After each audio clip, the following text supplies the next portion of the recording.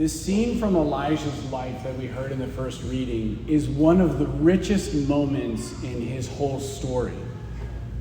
I think, first of all, it provides a great source of material for reflections about God's nearness in our own life, but then also what it means to really listen to God in prayer. And so, many have already written extensively about the impact, extracting profound truths from this event regarding prayer, but there's actually a whole other thing that's happening here that I think speaks to a situation that we find ourselves in, and we would be remiss if we never actually paid attention to it.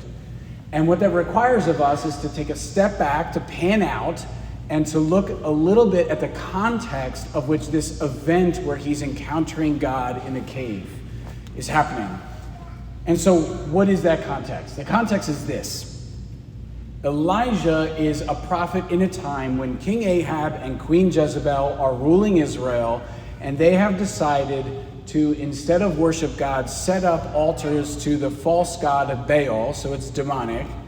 And then, because of that, they are now leading all of the people who clearly want to be in favor with the king and queen into that same kind of false worship.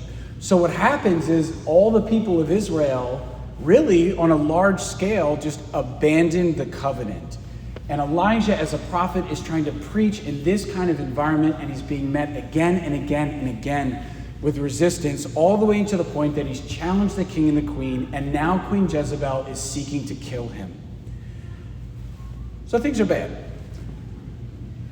At that point, Elijah cries out to God. And this is the heart of what I'm getting to.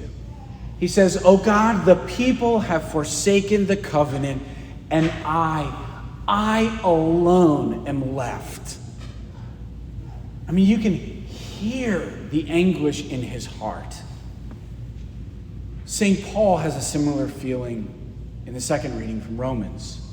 He's expressing sorrow as he recounts all the things that his people have received. They were given the glory, they were given the covenant, they were given the prophets. And he's sad because as a Jew to his core, he's watching as his people wholesale reject the fulfillment of their inheritance in the person of Jesus Christ. Does that resonate at all? I think these readings offer us a really good depiction of the loneliness that many faithful Catholics feel today, because we are smaller in number. And a time when so many Catholics have long abandoned the covenant and stopped practicing their faith. When liturgies have become spectacles or opportunities for social commentaries, and teachings are regularly altered to fit the culture, choosing Christ can feel like a lonely path. I mean, just trying to find faithful Catholic friends, let alone trying to find a faithful Catholic spouse, is such an enormous challenge and requires a lot of intentionality and effort. And so when Elijah cries out to God and seeks a response from him, which is what's happening in the reading, God is now appearing to Elijah to offer him a response. He carries in that petition, I think, the sentiment of how so many Catholics feel today.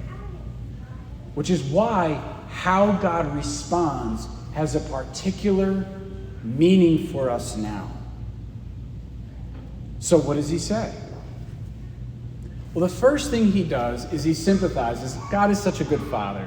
He sympathizes with Elijah, and yet he adjusts his perspective. So he says to him, okay, so actually you're not the only one that's left. There's actually 7,000 other people that I have preserved for myself, of whom you don't even know exist.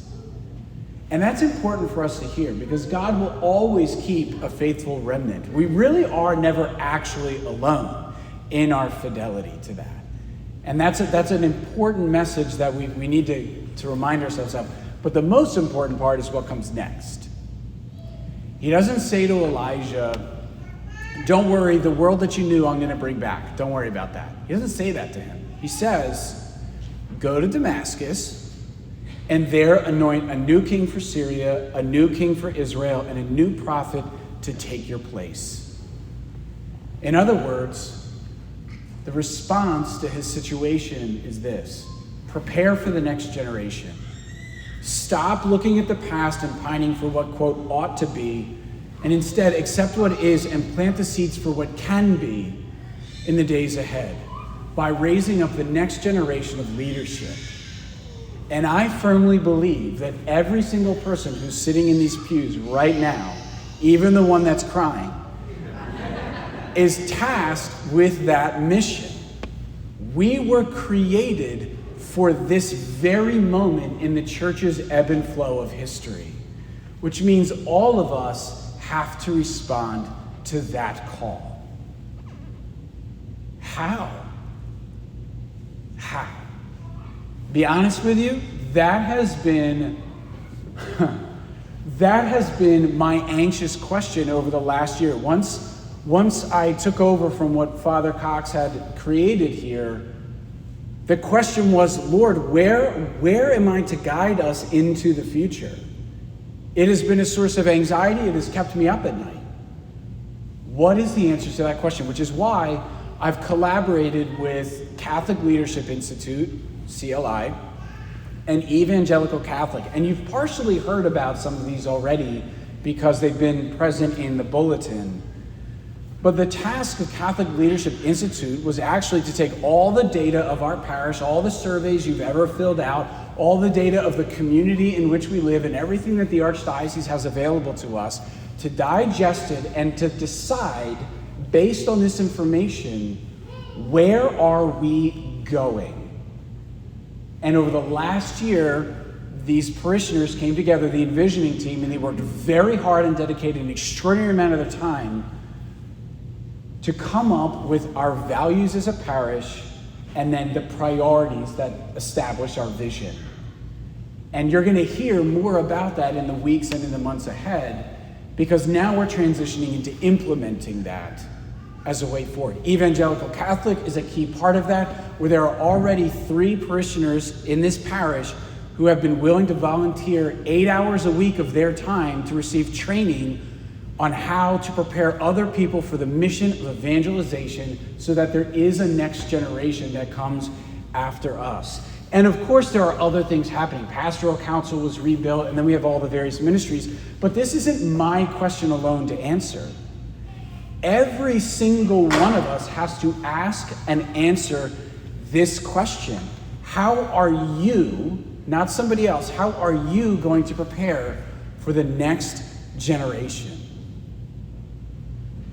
That's a wide question, and there's a lot of answers to it. Like, why can't I get altar servers when I ask for them, right? We are so blessed to have the ones that we have in their level of commitment, but why aren't there more?